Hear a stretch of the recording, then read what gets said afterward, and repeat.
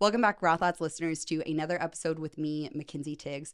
Today I have Alex Conley on with Kono Nutrition. Is that correct? Correct. Nailed it. Awesome. Okay, guys, I'm not the best with words. And I'm really excited to have him on with talking about his childhood experience with having leukemia, being able to get out of that struggle, and now stepping into entrepreneurship, having his own company with Kono Nutrition, and so excited to hear about it. So Alex, thank you for coming on. Yeah, thank you for having me. Yeah, absolutely. It's been a long time coming now. I know it has. And this is the fun part. Listeners, like, you're more than welcome to always reach out to me and we will get you on the podcast. Like, I love when, Lindsay Kinghorn was actually the one that was able to connect me with you. And that just really continues to show the purpose of, Raw Thoughts, of building connections through vulnerability. And that is what I love, because she saw something in you to be on here to share your story. So yeah, welcome to the experience. Yeah, it was beautiful. I know. Me and Lindsay, I wish that we would have been like recording a podcast when her and I talked. We were in her office space and I was just sharing about my experience and the story of, what led me to starting this company. And she was like, you got to go share your story. I was like, all right, I'll do it. Time to get vulnerable. Yes, I love it. Okay, so let's start with kind of childhood, because that is where most of this, kind of flourished from. How old were you when you got diagnosed with cancer? I was 3 weeks before my 4th birthday. I was diagnosed with leukemia. Okay, so what symptoms were happening? Where did this all come from? Like, how did you know to even go down that road? Yeah, that's a great question. More importantly, your parents. Exactly. Yeah. Well, it's kind of funny that you say that too, because it's almost like if someone just asks you like, what's your earliest childhood memory?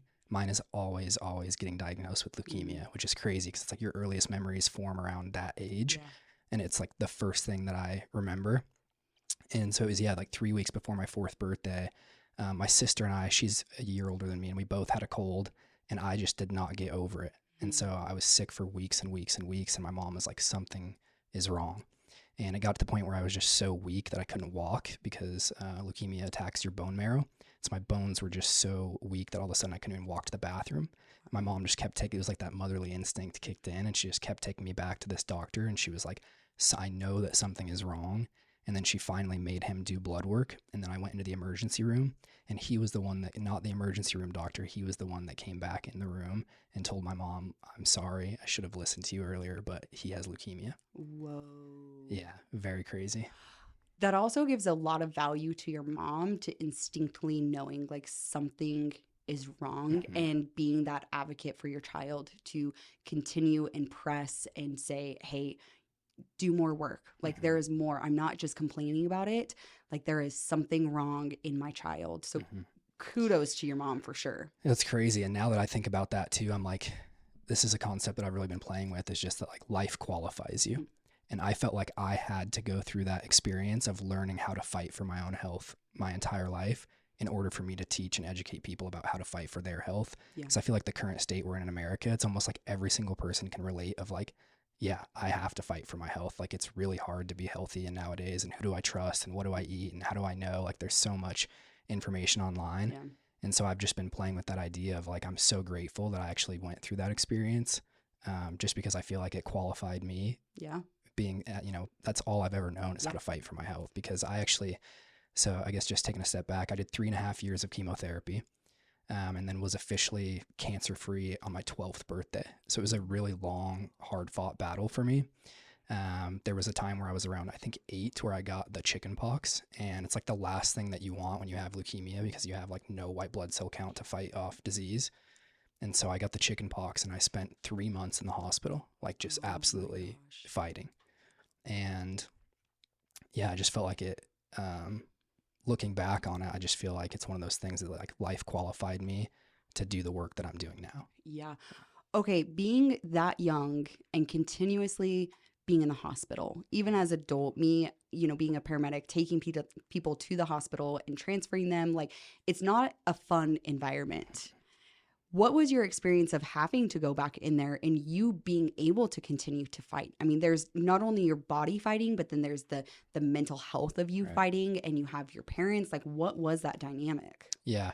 Mindbase is the official sponsor of Raw Thoughts podcast. Mindbase is the only mental health and wellness technology platform that goes far beyond their traditional wellness app for first responders specifically. It uses data to optimize a proactive and people-driven approach to first responders' wellness.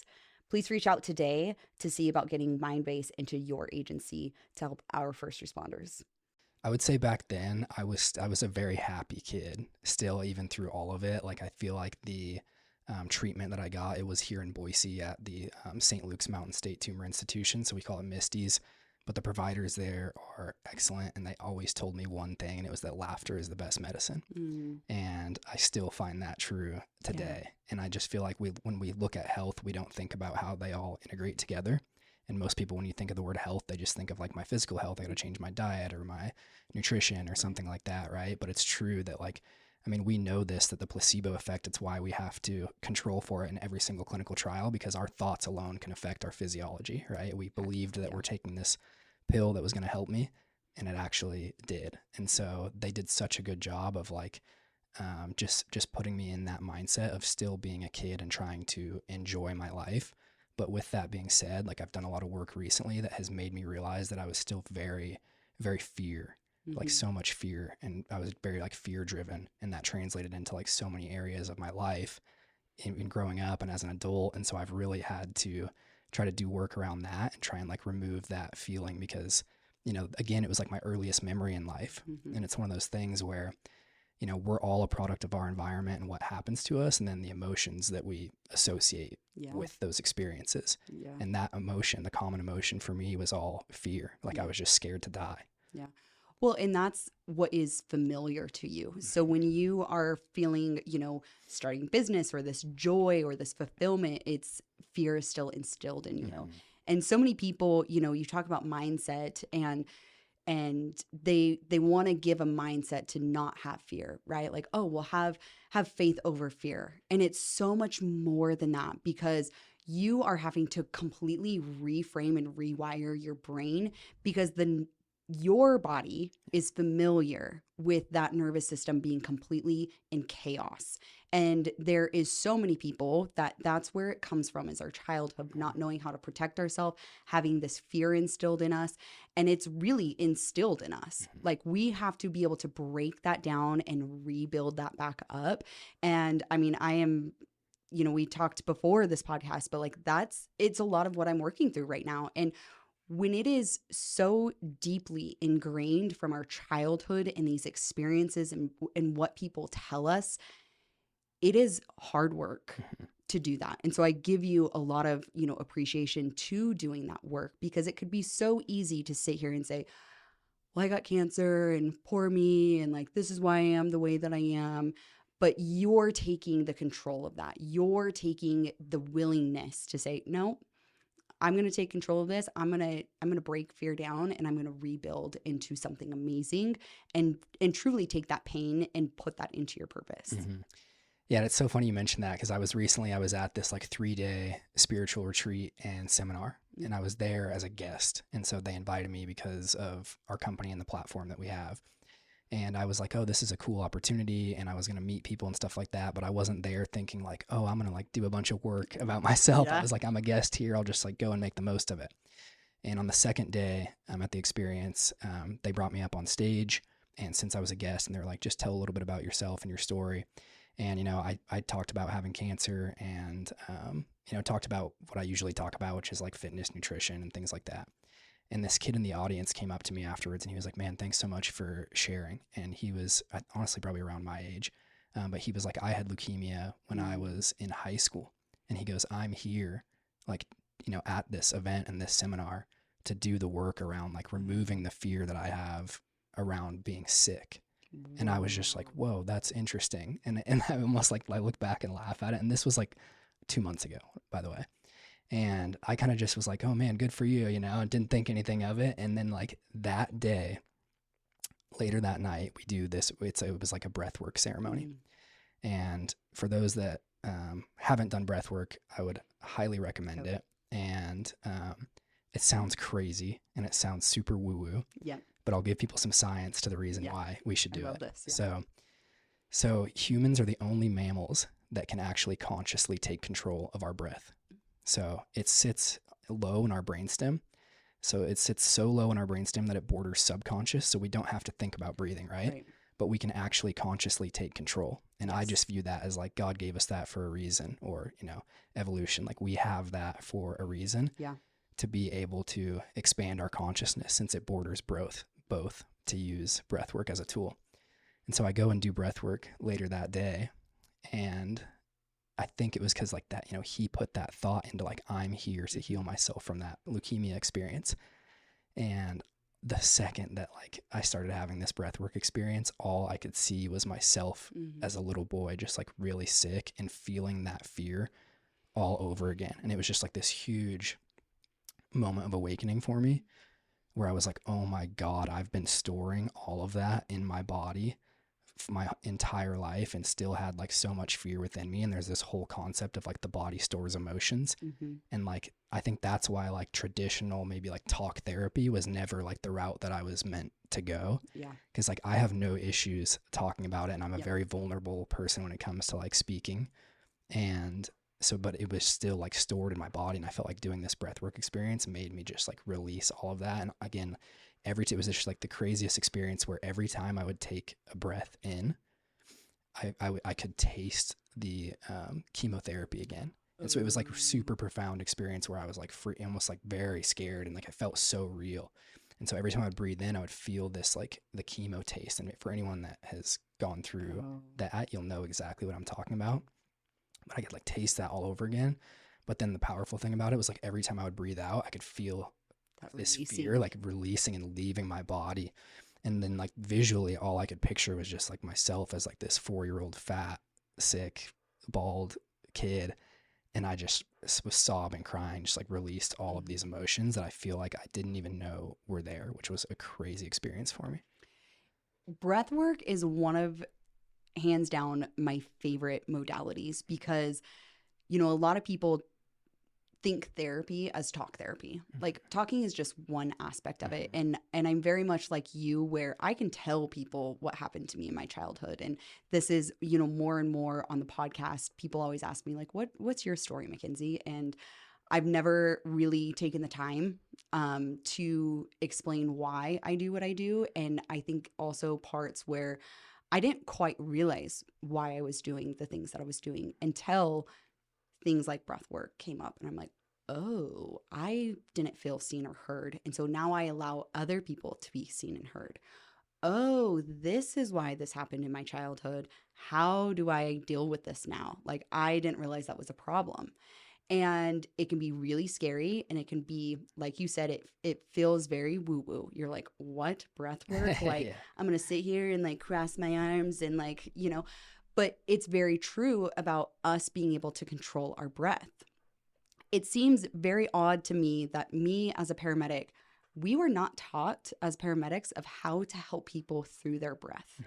And it is one of those things that I remember I would provide for people. And it's such a safety, because it is what you can control. You can tap into, you know, being able to control how fast you're breathing, how deep you're breathing. And your breath really does show a lot of what your nervous system is reacting like. So if you have a fast breath, if you are, you know, you can feel your heart rate going, you feel your breath really shallow and fast, that is your nervous system. That every single one of those things is your nervous system. And when we are able to tap into our nervous system, we then can tap in further into our brains, which then that's how healing starts. So I absolutely love breath work. Faith was on here and she talked about it. Lindsay actually has her in her company doing breath work. And it is something that you have to feel it to understand how it works. And people that are pushing off, like, what is that even going to do for me? It is the simplest form of healing that we can do, and you have control over it. Yeah, it was mind blowing for me, you know, and I had done breathwork practice before, but just for like a Wim Hof style or something like that, more again for like the physical health aspects, you know, because I heard Wim Hof's story and I was like, oh, that's really cool. Like I got really into cold plunging, you know, years ago, actually, before it was all the rage. Yeah. Before it was cool. Yeah. And I got into that and I, you know, heard about Wim Hof and I was like, man, this is so cool. And, you know, they did those studies on him. I'm not sure if you're familiar with this, but like they did these studies on him where he can so rapidly oxygenate his body through Mhm. breath, that it's alkalizing his blood, and then disease can't exist in that state. So they were like, okay, let's test it. And they injected him with E. coli after he was doing the breath work, and his body got rid of it like that. And they were like, okay, maybe this is like, maybe you're a one-off, like freak genetics or Right. something. And he was like, all right, I'll teach. So they did a study. He was like, I'll teach anyone how to do this. Wow. And they took 14 people, and he taught them all how to do that breath work. And they injected all 14 of them with that same E. coli through an IV, and they're all 14. Their bodies got rid of it. None of them got it, Whoa. because your body's in this such a state of like alkalinity that disease can't exist in it. And so that's when I first started doing about it. And again, it was very much like physical aspect. I was like, that's super cool. And I dabbled in that, but it's so different to do it from a spiritual perspective. And just like I felt like what it did for me is just like instantly it knew what I needed to deal with, like that guy, he put that thought in my subconscious about like, maybe I should be doing a little bit more work when it comes to my history and battle with cancer and leukemia. And then what it did for me is it just like peeled back all the layers to where I saw exactly what I needed to see, and just saw the truth for what it was, which is that like I've been letting fear control my life. Wow. I absolutely love this. I am obsessed with this right now, because you are talking about something that you're actually doing the work. Doing the work comes with 3 different things: consistency, intentionality, and repetition. And you, through this story, are showing individuals that through this consistency of peeling back the layers of what you thought maybe talk therapy, dealt with your childhood, and you're like, oh, I'm good. I'm just moving on. I'm continuing with my life. Yeah, that happened to me, but I'm okay. And then you tap into a deeper level of healing. And really what I'm hearing you say is that you had an intentionality behind that breath work. That's what that little idea got into your brain. And now you're being intentional of, whoa, I haven't thought of that before. Let me try this now. I think what it was is that I was like open to seeing the truth. Like that's what I went in thinking, is I was like, I am open to whatever happens, and I'm open to feeling the truth, Yeah. And I think what I realized too is like, I struggle with this as a man and someone who is highly ambitious. Just any highly ambitious person I feel like can relate to this, but I was so stuck in my mind. I was just like forward thinking. All I think about is the future and like building and the growth of my company and all this stuff. And what it does is like connects you and forces you to drop into the present moment and into your heart. And so I felt like just even feeling that for the first time made me just be like, oh my gosh. And like talk about like nervous system, like it's just like I felt after that experience like 10 pounds lighter. Like I just like walked out of it feeling like, oh my God, there's not this like tightness in my chest anymore and things like that. And now it's just like, I know that I have these tools to practice, and that it all, like the beauty of it was like, it all came from me. Like I did this, I healed through myself and from, within myself. Yeah. And I think that is, so many people are searching for something else to heal them, and it's ourselves. Right. And so many people, and I think this comes into nutrition of eating, right? There is something we get drawn to of filling the void. We fill the void with sex. We fill the void with food. We fill the void with alcohol, because we don't have that openness to really be able to see where that fear is instilled in us, or the stories that occurred to us as children are impacting us in our current lives. And what you touched on as well is so many people are forward thinking, and they don't want to tap into their past, but we have to get to the next layer of success.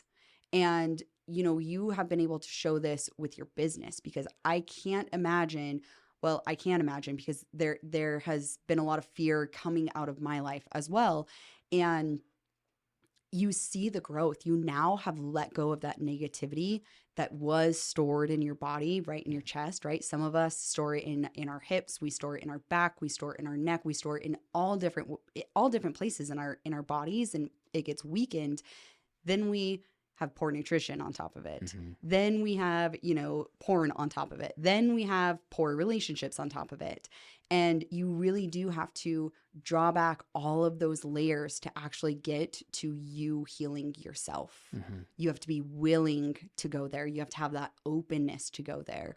And I just love you sharing the story for our listeners of how you've done it, because I think so many people, especially with cold plunges right now, they're like, oh yeah, it's so good for you. And I'm like, do you actually know what you're supposed to be doing? Like, it's not just the cold water that's like helping your body, right? Like, the point of it is that when you get in there, that you do tap into your breath and you are the one that can actually say, I'm safe, I'm good, I'm right here. And you're the one calming your breath. Like, that is the purpose behind the cold plunges. It's not just to like get in there and be like, oh my God, I'm sitting in here for 3 minutes and it fucking sucks. Yeah, exactly. Right? It's one of those things that's like this is what I have been obsessed with lately is like everyone, when they think about being healthy, they only think about the physical realm. And like when you think about health, like for me, health is truly everything. Like it's so in my mind, like life is about three things: the physical, the mental, and the spiritual. And that is health. Like that encompasses health, and they all intertwine together. But people often, like so many times, like they neglect the mental and spiritual side of health. And so what they do is like, if someone's like, okay, how do I get healthy? The first thing they think about is like going to food or nutrition. And that's great. Like that's such a good place to start. That's where I started, and it will change your life 100%. But if you're not dealing with the shit that's like on the inside, you can't ever allow your body to heal. And our body is this like self-healing machine if we just allow it and we can listen to it.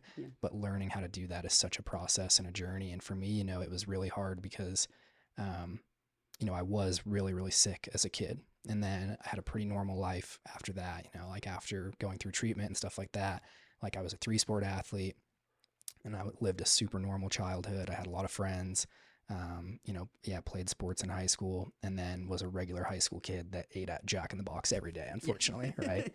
And then just ended up going to college at University of Idaho, which was a big, big party school.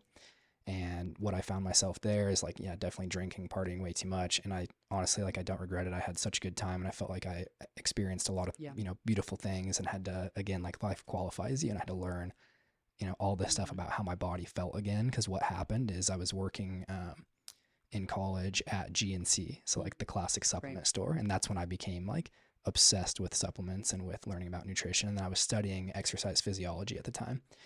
And I was learning in school, you know, like all about being fit and not really anything about being healthy. There's such a difference between being fit and being healthy. And so, I was just like going down this path of fitness. And then, so I became obsessed with like macronutrients and hitting my goals there. And I was working at GNC. And so I was like protein and like all this stuff. And I had a bookshelf in my room that was full of supplements and not books. Like I was taking everything under the sun, and I was like obsessed with it, you know? And then all of a sudden what happened is like my health failed again. Like I was chronically sick. And granted, I was drinking too much. I lived in a fraternity, but I was like eating processed junk all the time and taking all these horrible supplements that were wrecking my gut health. And I developed IBS and like chronic fatigue.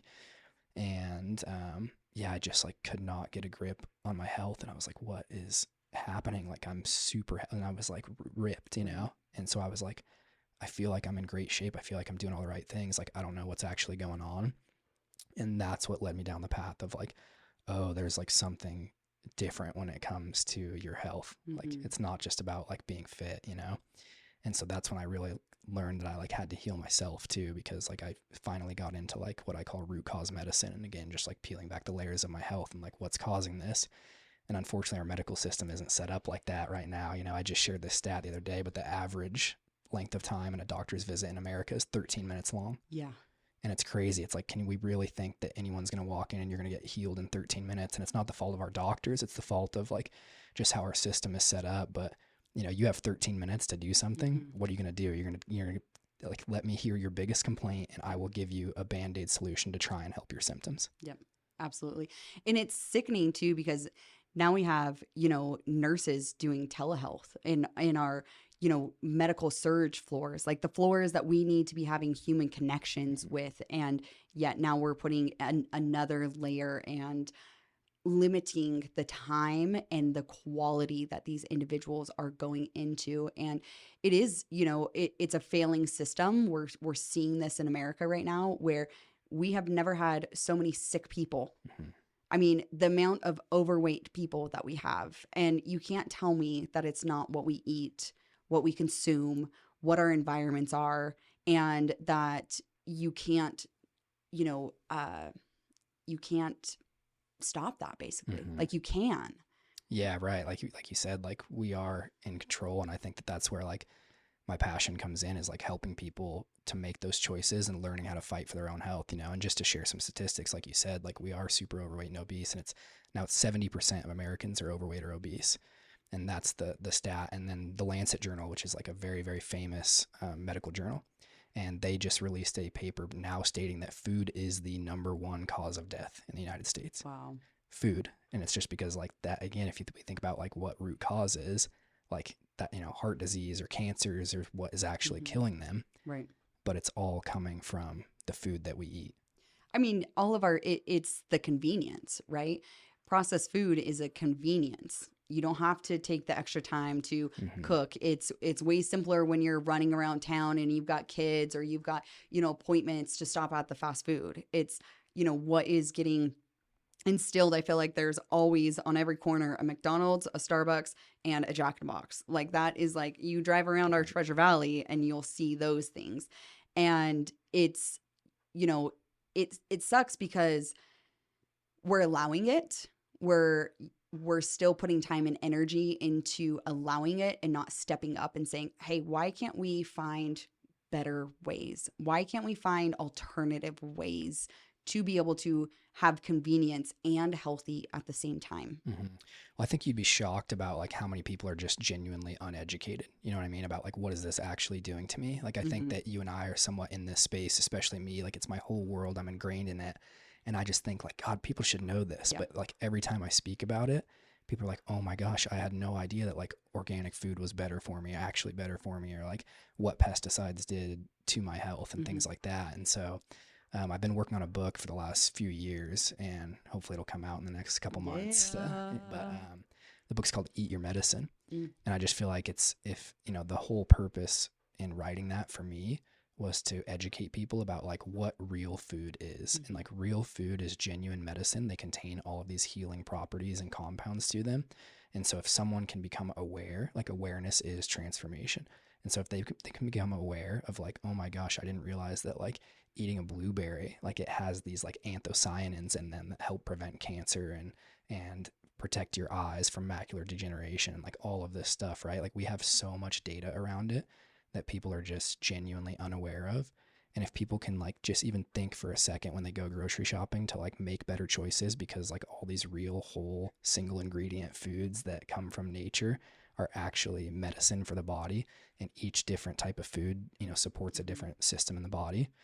And then they can be like, oh my gosh, like I consciously choose to eat healthier because I know that. And I feel like what most people do is kind of the opposite, where again, they like fear, it's like fear these foods and stay away from this, and this is going to kill you and stuff like that. But I'm like, if we can just focus on the good of like what real food does, and people get even a little bit of a taste of how good they can feel by eating and consuming real food and the energy they get from it, they'll be like, I want more of this. Like they'll crave it, and they'll crave less the bad. Absolutely. And it's, something that I actually, Lindsay, she is my hormone doctor. And, I love that she does go into all of these different pillars. And one of them was nutrition for me. And, I stepped into checking my macros and actually counting them. And what was really unique about it was how much I was under eating. And yeah, it's crazy, right? Yeah. I was like, oh my gosh, like you are and I didn't even mean to. It was like, okay, I don't feel hungry, or, here at the recording podcast, I'm like, no, I don't need a snack. But then I really had to dive in of like, why am I not feeding myself? Like, why am I the one that have all of these choices and I'm lacking the responsibility to feeding myself the proper way?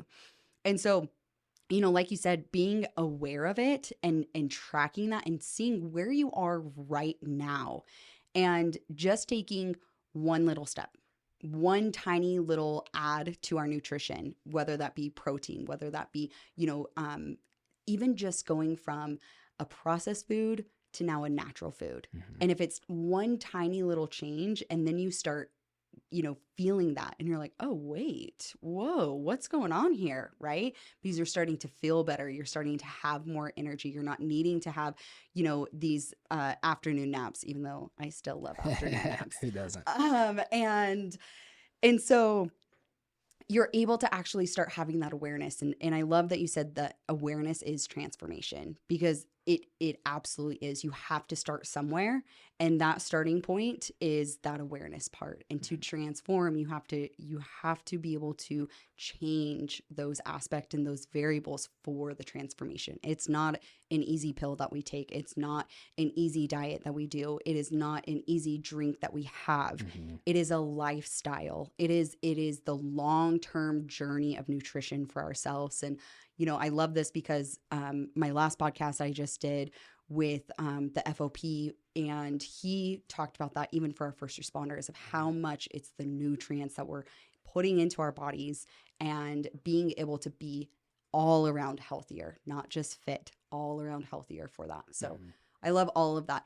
How did you, I understand how you got into making Kono, but what was that process of actually starting it and going from, this idea to action to where you are right now with it? Mm-hmm. Yeah, it was actually a kind of crazy experience for me. I kind of knew that I always wanted to be an entrepreneur just because my dad was. And so that was normalized to me, which I'm very thankful for that. But I didn't know what I wanted to do yet. And I haven't like found my passion. I've always, like I said, I've always been really into like fitness and health, and I've struggled with my health multiple different times. And so then I became really consciously aware of it. And I was always like the person that all my friends came to. It was like the supplement guy, And then for a while, like I completely stopped taking supplements because I was like, these are just trashing my health because they're all full of these artificial flavors and sweeteners. And, just a note on that, like we have this process in our body and it's called post-ingestive feedback. And that means like every single food you eat or anything that you drink or consume, your body and your brain has this process that it goes through. It's called post-ingestive feedback. And it either tells you like what the nutrients are, is this safe and stuff like that. Because I guarantee like everyone listening to this has probably had food poisoning and you ate it and you freaking knew like right away, like something didn't sit right, That's post-ingestive feedback where it says like this is poison, like this is toxic, right? But we also have that with eating real whole food. It's such an important thing to do. And that's why like processed foods or even these supplements full of fake sweeteners and fake flavoring is a really big one, because flavors are actually indicators of nutrients to our brain. And so when we consume something that has a flavor but not the nutrient associated with them, this post-ingestive feedback loop goes wild and your dopamine levels like increase, but then you're not actually getting the nutrients from it. And so that's what causes these like food addictions. Whoa. Super crazy. And so that was a really big, I learned all of this stuff and I became like just fascinated with it. Like, again, I feel like the medical system kind of failed me. Once I started having all these chronic conditions like IBS, and what happened is I got this like really bad food poisoning. And then my health was kind of like never the same for like years. And I kept trying to go to people and everyone was like, yeah, I don't know what's going on. Like you just have IBS. And I'm like, okay, but like, how do I fix it? Yeah. Like you can't, and that's just not the way you're going right. to be, Alex. And it's just like not true at all, And so I just felt like I had to learn how to heal myself. And then I was like, okay, I coming back to like full circle with the supplements and everything. Like I was always super passionate about that. And that was a big part of how I healed myself, was through like these different herbal blends and things like that help balance the dysbiosis in your gut. And so there's all these powerful, nature has so much powerful wisdom to it. And I recognize that. And then I was like, man, there is a lot of good in supplements and there is a lot of things that we can do to help people heal. But I was like, the fitness space is not really doing that. Like we're causing more harm than good oftentimes. And it came back to that idea of like, okay, there's a huge difference between fitness and health, and how can I merge these two worlds? And then I heard this on a podcast, and it's called the Japanese Ikigai. Have you ever heard of this? So they talk about how to find your purpose in life. It's a strategy that like Japanese culture uses, and it's a crossroad of 4 things. And so I literally grabbed a piece of paper and I made like 4 quadrants on it. And the 4 quadrants are, what do you love to do? What are you good at? Let me see. So it's, yeah, what do you love to do? What are you good at? What does the world need? And then how can you get paid for it? Ooh. And so I like did that exercise, and everything was like health supplements, Yeah, right. health supplements. And I was like, the big one was like, what does the world need? And I had this idea. I was like, I like feel like I want to take these fitness supplements to like get an edge, but I want one that's like I can actually feel good about taking and know that like I'm putting good things into my body. Mhm. And so then I was like, what's the worst product that most people take for them? Pre-workout, 100%. Yeah. Yeah. And so I was like, okay, how can I make that actually healthy? And then that became just an idea. And then I was like, I'm going to go for it. And it took me 3.5 years to develop the first formula. Like I was just in my kitchen, like messing around, sending it to buddies. And then what happened is like I finally kind of like nailed one that felt really good, and word kind of spread. And then all of a sudden I was sending it to like random people all across the country, just in like these little black bags out of my kitchen. Like I was making it myself, you know? And which I'm shocked, maybe that's illegal. I don't know. I'm gonna have to cut that. But like, yeah, I didn't have a permit or anything. I just love, I mean, it's totally like you're just living life, right? But I'm Yeah. just thinking, like, if that got caught in the post office and they're like, this is a little weird, baggie full of like powder. baggie Yeah. full of powder that you made in your kitchen. You're Yep. like, this sounds a little sketch. Oh yeah. And what I did is I just like, God, I hope there's someone listening to this that was like in the original people, because it was so funny. Like I had these black bags, and I would just like print out a piece of paper and tape it on it with the ingredients. Oh, And I was just like, but that was because like I wanted people to realize that like, yeah. oh, I actually recognize all of these ingredients. You know what I mean? And this was in 2018 and 2019 I was doing this, and then we officially launched as a business in 2020. And that was like, you know, afterwards I was like, you know, word had spread enough where you know, we went all in, and you know, I invested all of my savings into building out this pre-workout as the first product, and we hired a manufacturing partner and got it done. Wow. I absolutely love this because I think so many people have ideas and they want it to click, right? They want it to click the second time or the third time.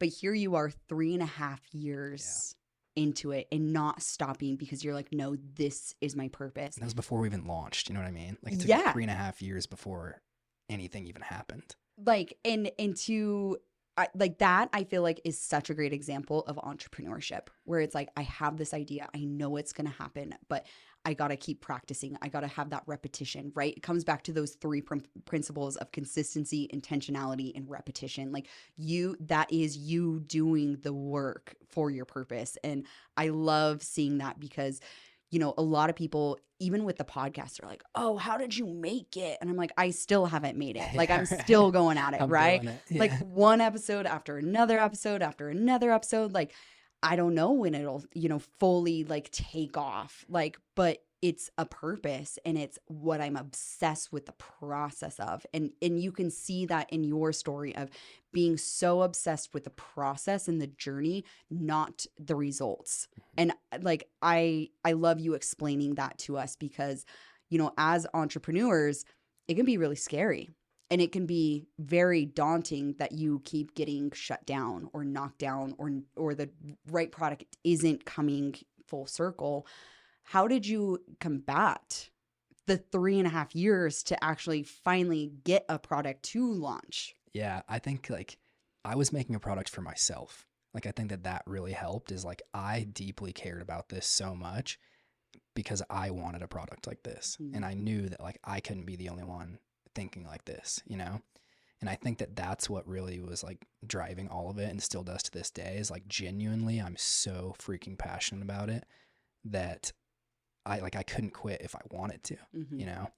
And that was really it for me, is like, yeah, I want to make this for myself, and not even to like prove something to myself. It became that for sure along the way. Right. But it started of just like, you know, what does the world need? Like that question, when I, you know, did that exercise of like, what do I love to do and what does the world need? The what does the world need was like such a big driver for me, because I was like, I know that people really need this and there's a huge gap for it. And I just became so passionate about like the education side of things too, because like I had went down the fitness world before and wrecked my health in it. You know what I mean? And like to your point too, like that you said earlier, like you were like, I didn't realize I was like under eating. Like the most simple way that I ever explain hormone health to people is like, you're probably overworking and undernourishing. And what do we preach in the fitness world? Yeah. Cut calories and work your ass off. Yeah. And then it's like, what ends up happening? Like people get sick and your hormones will get wrecked. And I've seen it over and over and over again. The same thing happened to me. Like I had chronic fatigue, but I was like, oh, I'm going to grind through this. And like, I'm going to still wake up and hit the gym and like 4 a.m. and all this stuff. And then all of a sudden, like when I shifted towards actually focusing on health, which meant like resting, sleeping, focusing on sleep and focusing on nutrients instead of calories, like everything, I all of a sudden felt better. And I was like, why is no one talking about this, you know? And then I was like, there's these two separate worlds, because there is this like world of holistic health that's like totally popping off, and that's amazing. And I'm so stoked about it, you know, like people are kind of waking up to this concept of root cause, which is beautiful. But there's still like this space in the fitness world that's kind of preaching these like old school tactics. And so for me, like my mission at Kono is truly to just like try and merge these two worlds together. And we're kind of coming from the fitness, you know, we're coming at the fitness industry, but from this holistic health space. And you know, our mission, and what, like we talk about this all the time, like we have two words, and it's health first. And like, how can we educate people and help people heal by putting their health first? Yeah, absolutely. And I think that is, you know, I love that exercise of what does the world need? Like, not just what does your community need or what do you need? It's like, no, what does the entire world need? And I think when people think of the world, they think of, you know, the actual world itself, but the world being, what is our world, right? Like, what is the people in our everyday life? What do those people need? And if you, just like you said, were this college student drinking, like thinking that, you know, going to the gym and getting fit and being buff, like all of these things that they tell us, right? And you're still not, like, you're still stuck. And knowing that that is your world that you're impacting, and going even further than outside of that into, you know, more people that don't know this stuff. And I do really appreciate, you know, you being educational first and being able to bring that value of why is it that you need this? Not just take this because it's the best thing on the market and, you know, I'm Alex and like buy my products, right? How many times have you seen that? Like that's how all people, the time. Yeah, I mean that's marketing in a nutshell, and especially in the fitness space, like it's still like the old classic like magazine cover, For sure. where it's like this, you know, and especially with social media these days, like it's so bad, like beautiful women or jacked men that we all compare ourselves to, and then they attach them to this supplement, and then they go, this thing right here, this supplement like changed my life. And then you think like, oh my God, like I can just take that and look like them. And like, that's not how it works. That's not reality. Yeah. That's not reality in any fashion, but it's a way that they kind of plant these seeds into our minds to think that way, to buy their products, because I mean, the world really does come back to greediness and money and having this, you know, top product. But, you know, behind that, it's like, but are you being genuine with that?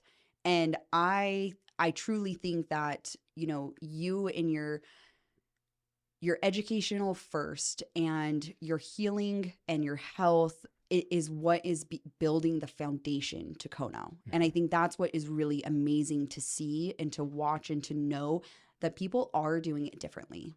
And when you're doing it differently, that can be difficult because you are going against what everybody else is saying. And so to consumers, they're like, but I don't understand this. Like, you're not saying what everybody else is saying. And you're like, exactly right. That's the point that I'm not saying. Like, I was getting emotional as you were saying that, honestly, because like it makes me so happy that you see that. And when anyone tells that to me, of like, that's like the whole thing that I want people to get out of like when they come in contact with Kono, is like they feel how much we genuinely care. Like it's all intentionality behind like everything we do, like the ingredients, the decisions we make, the education, like all of that is just like, I want people to feel how much we actually care. So it's all intentionality. Yeah. The other thing too, I think with the educational piece, you know, and social media, is that, you actually show people the way that you're living, and you're living the way that you're telling people to do it as well. And I think that is so much caught up in fakeness right now in the world, where somebody is saying these words and they're saying what to do, but their actions are not following it. And I think we have a lot of that in our world right now of not leading by example. And you truly are leading by an example to people and saying, hey, you know what?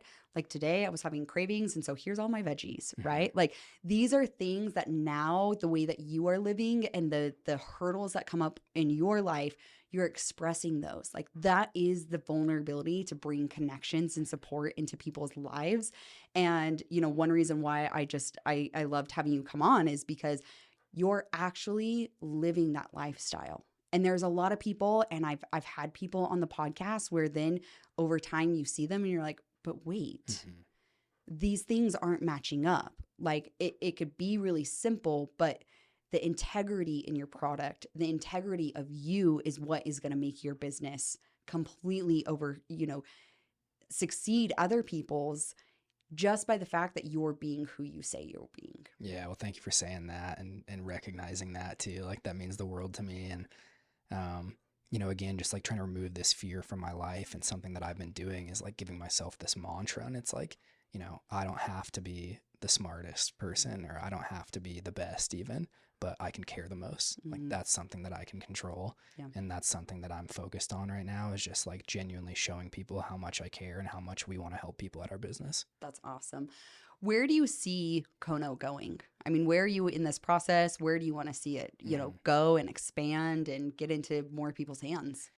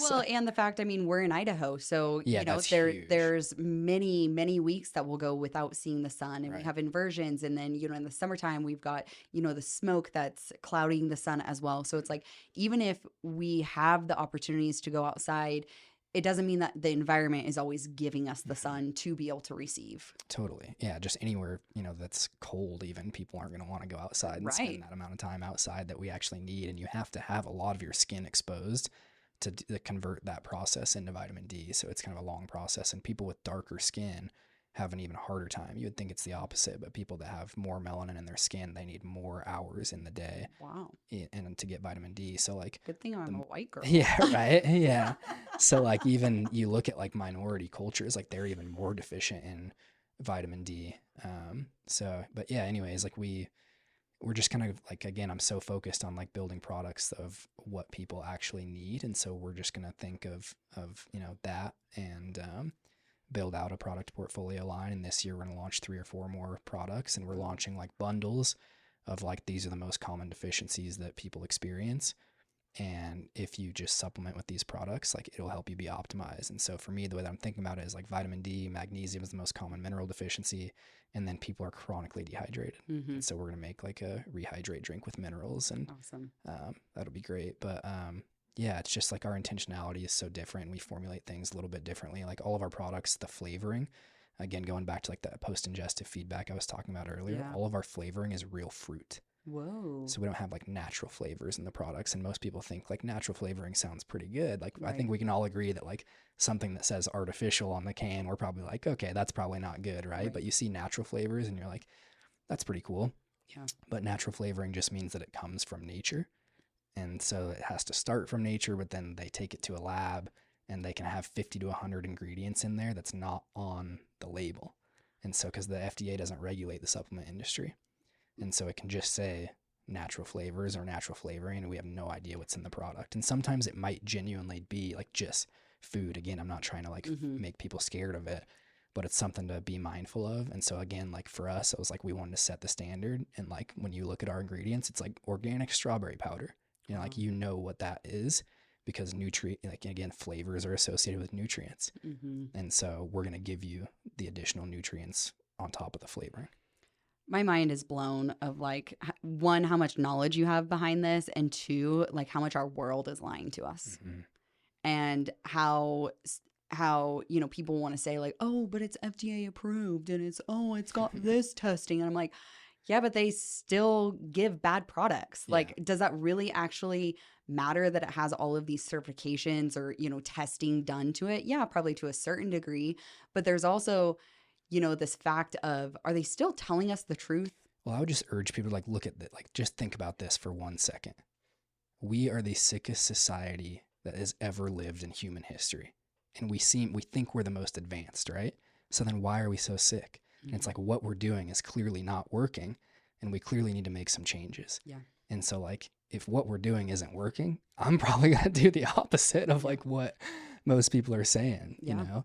Because that's just facts. Like we are the sickest society that has ever lived in human history. You know what I mean? Like 60% of us have heart disease, 70% are overweight or obese, and now it's even 54% of children have chronic diseases now. And so it's just like getting worse and worse and worse.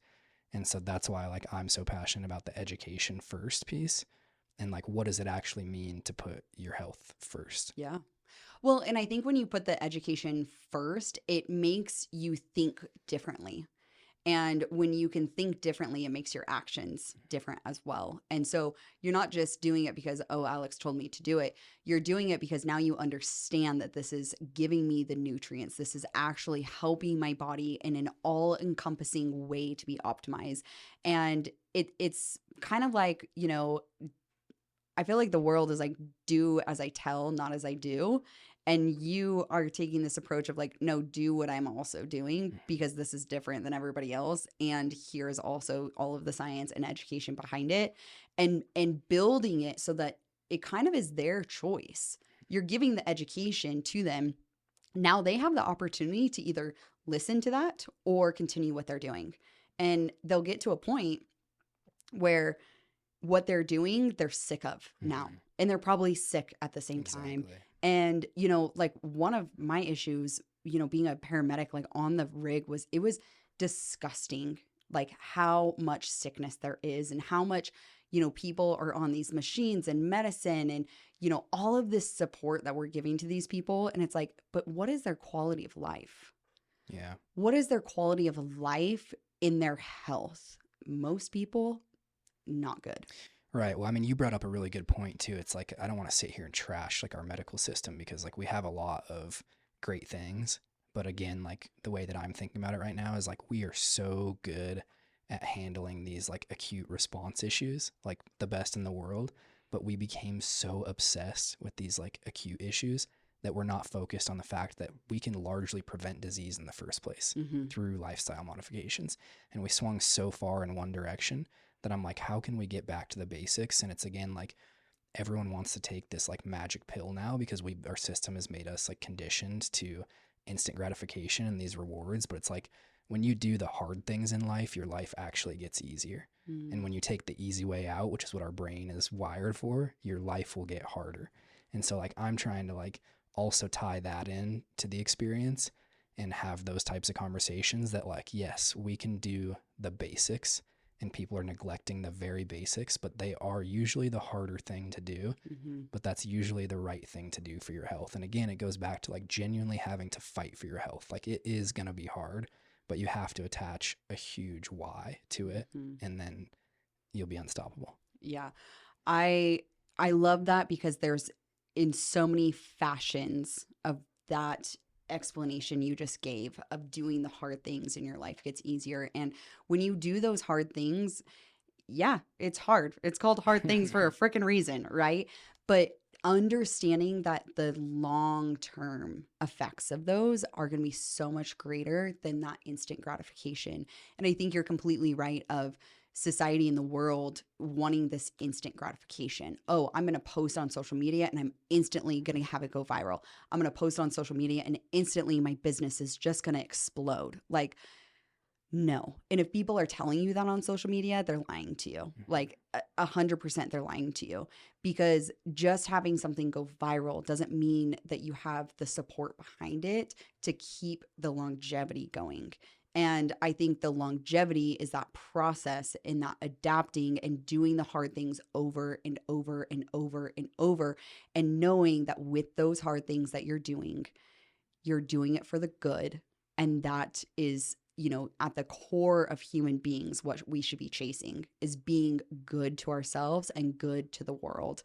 And, you know, it is very foundational of, I mean, eating. Eating is something we do obviously every single day, right? And it's not talked about. Like, I don't ever remember in you know, any classes. Like, I didn't have nutrition classes when I was in high school. Like, Yeah, I know besides that maybe like the pyramid, which was like the worst thing ever. yeah, and still I probably didn't even pay attention to that because I'm not making my meals. My parents are making my meals, you know? And so it's like there's this all-encompassing like broken system, not just the medical field, not just the nutrition, not just the mental health side, like everything. There's these huge gaps in it, and it takes people like you and it takes people like me to want to stand out and do something and truly be the change. If you want something to change, you have to be the change. It starts with you. And it's, you know, understanding that being the change also means telling people why they need to change. And that is just like around all of this, around listening to this and having this conversation with you, it's really the understanding of why you're doing the things to help the world. Yeah. Yeah, it was beautifully said. Like, I've been really wrestling with that idea too, that like success starts from the inside out, you know?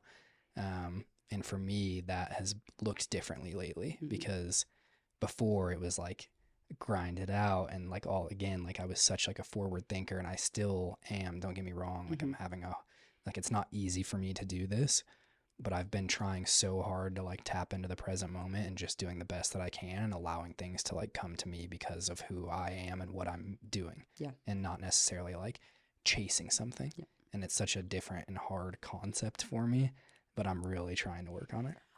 I think this comes back to, okay, so this is going to come back into the world of like what I'm dealing with in the dating world, where it's like they say all this like don't chase, attract, right? And it's like, okay, but that is honestly, what does that mean? Like, what does that mean? That's so hard. And so like this is where it's coming back. But I think what it's, you know, you're explaining too is that we have to be in a state of where we are right now and in that gratitude. And they talk about it. It's all of these hype things of gratitude and being gratitude, but it's that state of mind of gratitude of saying, you know what, right this second, I do have everything that I need.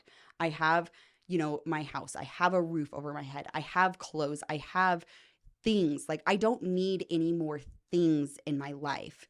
So instead of continuing to chase that next thing, what if that's the next iPhone, if that's the next, you know, drone that's out there, if that's the next product that's out there, and you're continuing to chase, you're not actually being able to sit in that gratitude and say, you know what, like, I'm going to thank everything that I have in my life for right now, because there was a point in my life I didn't have this. And that, you know, explaining to the listeners is like, that is being in the present moment. It's not saying that, you know, you don't have these ideas or things come up or like you are still forward thinking. It's saying like, okay, how can I draw back? And you're exactly right. Our culture is hustle, hustle, grind. I'm a boss bad bitch. Like, you're so cool. Like, no, actually, like, I probably rest more than anybody knows that I rest. I And love that. and it's because, like, that also is my personality. Like, that's my energy type is I can work for 4 hours in a day and I can rest the rest of the time and I can do what I want to do. And works out for entrepreneurship. Like, I get to do, Totally. right? But I think it has to be, a dramatic shift with the way people are thinking that rest is okay for you. I know the world has told you to keep pushing. And I know one of my mantras, right, is keep fucking going. Like, it doesn't mean keep fucking going in like the daily grind. It means that, like, when you go to bed, do one thing the next day for your business. And you showed that with 3.5 years of your product, right? It was, hey, you know what? I'm gonna try this again. I'm gonna try this again. This thing's not working. I'm gonna try it again. And that is the part of the keep fucking going. Mhm. Like, that is the journey. That is the process of life itself that I feel like so many people have been drawn away from. Mhm. Yeah, something that I want to touch on because I feel like a lot of what we just said again is like probably like people are like, oh, that's kind of like woo woo, like feeling grateful and all this stuff, right? But it's like we have so much data now on like what Mhm. gratitude does for the body at a cellular level. Like, it literally changes your physiology and increases your immune system and your natural killer cells, which fight off cancer and all of this stuff. And that's why, like, I'm so grateful for like being taught that at a young age when I was sick. Mm. Like, the doctors literally told me that my only job was to like be happy and laugh. Wow. And it's almost like they knew that like there's actually like very real scientific data out there about what that does to your physiology. And like, we know that our thoughts can make us sick, right? Mhm. Because like that's what anxiety and depression is more often than not, is like We're it's stuck in all our head. coming from our thoughts, which is then changing our physiology and making us sick. And we know that our thoughts can heal us because that's why we have to control for the placebo effect in every single clinical trial ever done, because just thought alone can change our physiology and make us believe that we were capable of achieving something. And then going back to like, even this is something that I've been fascinated with lately and like studying and researching, is like the like, you've probably heard someone say like the vibes are good, or Yeah. like you're operating on a high frequency. Yeah. And that's like what does that actually mean? It sounds Right. crazy. Right. Like, when you say like, oh, they're operating on a higher frequency, Yeah. what it actually means is like, we have data now that shows that like each emotional state that we can experience has a certain frequency associated with it. And we can read that because we are actually electrical beings. It's the same reason why we can read an EKG from our heart, or like brain waves in like the same type of frequency. Like, we give those off just from being in a certain emotional state. And like the two lowest emotions that any human can experience is guilt and shame. Mhm. And it's like, that's what is keeping most people stuck, is because they're at this like what we call a lower frequency, because they're literally operating from these things of feeling like guilt and shame about their past. And when you're living in the past, like, you're more often to struggle with depression. But if you're living too much in the future, you're more often going to struggle with anxiety. So it is kind of like finding that sweet spot. But I've been so focused on like, what is my emotional state and how can I let go of these negative emotions Mhm. and into operating on a higher frequency, which just means like you're operating at a higher emotional state. And for me, it's just like, it comes down to like choosing fear or love. Mm. And like, at the end of the day, like, I'm choosing love every time. And Yeah. it's so hard to do that and let go of the fear, because that's what has driven me forever. Yeah. But that's what I'm conscious of right now. And that's kind of where I'm at in my journey. That's super awesome. And it's cool because there's research that also says that anxiety and gratitude can't be thought of at the same time. Yeah, it's great. And so when you are feeling that anxiousness, being able to tap in and you consciously stopping yourself and saying, okay, what am I grateful for? I am grateful that I am in the studio right now. Like, it does not have to be this giant, grandiose, like, grateful thing. Like, I am grateful that through other podcast, guests, I'm getting more guests. Like, that is amazing. Like, wow, Mackenzie, you really are showing people who you are and what you stand for. That is an example of gratitude. When people are like, I don't know, I'm grateful for my kids, I'm grateful for my job, I'm like, no. Like, this is where you can get more micro with what you're grateful for. So something that I have been doing that I think, like, I feel like men struggle with this so much of like feeling grateful because it's like hard for us to tap into that sort of energy. And something that I have been doing that really helps is picking one of the senses and being grateful for that. So like I will be like, what did I taste that I was like really grateful for? Like, oh yeah, I drank that lemon lime pre-workout this morning and it was so good and refreshing. Or like that chocolate protein shake, or like whatever it was, but you like, if you attach it to a sense, then you're going to think of it way more. Or like something that you heard. So like that guitar solo in that Chris Stapleton song was like getting me going the other day, So like, it's like you can attach it to each one of your senses and just walk through that as my gratitude practice. And that's what I've been doing now. And I think it's such like, it helps you drop into that space way more than just like throwing out, because like you have to actually feel it. Like you can't just like say it, you have to feel it. And when you attach it to one of your senses, like that allows you to actually feel it. Yeah. I love that because when being a paramedic, and this comes back to being in the present moment, we teach coming back to our senses. And so when when I teach people of, if you are having suicidal ideations, tap into your senses. What are 5 things that you see? What are, 3 things that you can touch? What are 2 things that you can taste? What is 1 thing that you can smell? Like those going into being able to actually formulate being in the present moment. And when we can drop back to those senses, then we are able to tap into like our 6th sense, right? We can tap into the spiritual. We can tap into this next level of being a human being. And that is where you're tapping into that frequency that you're talking about. And it is so very true, even in my world, and I bring this back because I know a lot of my listeners are first responders, but when we would talk about like what was the feeling of the room, like when you walked in, like what was the feeling of the room and what did you sense? Like these are all things that is energy coming back, and it's not woo woo. Like I think everybody thinks it's woo woo. Like it's not. It's just life. It's literally called intuition. We all have it. Yeah, we all have intuition. It's also all called energy. Like, is there good energy or bad energy? Like on the scale, like which energy is it coming back to? And I think people, they don't understand it, and so that's when they're like, no, I don't want to hear it. I don't want to talk about it. That's way too woo woo. And I'm like, okay, let me explain this in a different way for you, because they just don't understand it and they don't want to take that time to try to understand it. And so therefore it's woo woo. Right. Or they have this like rejection response. And I would just urge to ask people like, why am I rejecting that? And like sometimes like it's easier to like hear a lie than it is the truth, and that's something that like has been real. Like it's difficult for everyone, and I think that there's like I think it was like Teddy Roosevelt that said this, and he was like, it's easier to fool a man than it is to convince him that he's been fooled. And I just think that sometimes like it's so hard for people to like hear the truth or tell the truth. Like oftentimes it's easier to lie than tell the truth too, because it's like you don't want to hurt someone, or you don't want to get hurt, or you're trying to protect yourself and all of this stuff. And like sometimes the truth is just like really freaking hard, but like there's this saying that the truth is the only blanket that's ever going to keep you warm. You're just spitting out stuff today. Like, holy cow.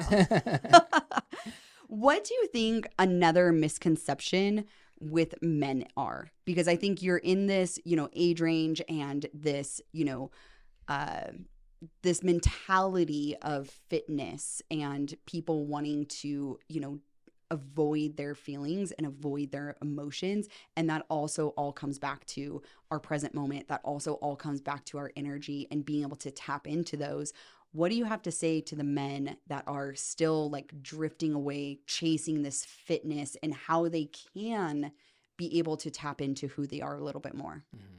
Yeah, that's a great question. I think that it's really sad to see, honestly, like that kind of like, I'm very passionate about that because it honestly breaks my heart. And I have been very fortunate to have really good men in my life. So I had this experience when I went off to college where I joined a fraternity, and like most people have probably like a very negative connotation around that. And I look back at this and I'm like, I cannot believe that I went through this experience or had this, because what we did is like like every other fraternity or sorority on campus and stuff, like they have chapter meetings like once a week or whatever. And my experience with that was actually like, you know, we were 18 to 22-year-old men, and we would get together once a week and talk about our feelings. Wow. And it was like, uncomfortable, but we all kind of like normalized it, you know? So like, it was just part of this culture that we had built with it. And I was like, man, I actually am so lucky, because most men don't have that. And we were granted like forced into it kind of, right? But it was one of the best things that ever happened to me. So, I've kind of naturally always been like that, and a little bit more open and vulnerable. But yeah, I would just say like such a good place to start is that like we all have masculine and feminine energy inside of us. And most of us are living in our mind, especially as men, because men are like providers, and we're most often than not like, you know, we want to achieve and we want to provide. And so because of that, we're like living in our mind about like, how can I do this? And very forward thinking of like, okay, I need to do this. And like, I think what it causes us to do is it reinforces that something is missing in our life, because we're constantly thinking about like, what can I fix or what can I solve? Because like as men also, like we want to solve problems, Right. and or just any high achiever, like not even necessarily men, but like yeah. So we're just constantly, what we're doing is like reinforcing that when I'm looking for problems, like you're gonna find them. And so we're constantly looking to solve problems, and it's just reinforcing that something is missing in my life. And like you brought up that point earlier of like, you know, are you focused more on what's missing in your life or what you have? And I'm just consciously trying to ask myself that question now all the time. And I think that's such a powerful question for men to ask, is like, am I focused on what's missing in my life more, or what I already have? Wow. And I feel like that has been a really powerful shift for me to get out of my mind and able to like drop into my heart a little bit more and focus on the things that I have. And then that allows me to connect with people more and drop into like my vulnerability more and be able to have these hard conversations. That is like mic drop. Like we're good. We're good. All right, okay, guys, let's we're do good. it. We're good. That's a wrap. That's a wrap. No, for real. I have appreciated you on the podcast today, and I think I could continue to talk about so many different things. And I just absolutely love hearing the story of, you know, not only what has happened to you as a child, but where you are taking that. And I think so many people are living in this victim livelihood and lifestyle and not taking control of the choices that they have in their life. And you've given us so many different examples today of how you have actually done that, and you've done the work. And so I just want to give you a huge shout out to actually doing the work, and you can see that progress, and you can see the positivity and the positive direction you're going with that. So you guys, Alex with Kono, definitely check him out. Go to his Instagram. It is all in the show notes. We are so excited to just have people on like him that want to inspire, want to educate, want to lead with value. And truly, when you lead with your heart, like everything else will follow. Like it will all work out. And that is the attracting, not the chasing. So folks, all of his information is in the show notes. I appreciate you coming on to the show, Alex. And listeners, we will listen to another episode next week. I will talk to you. Bye-bye.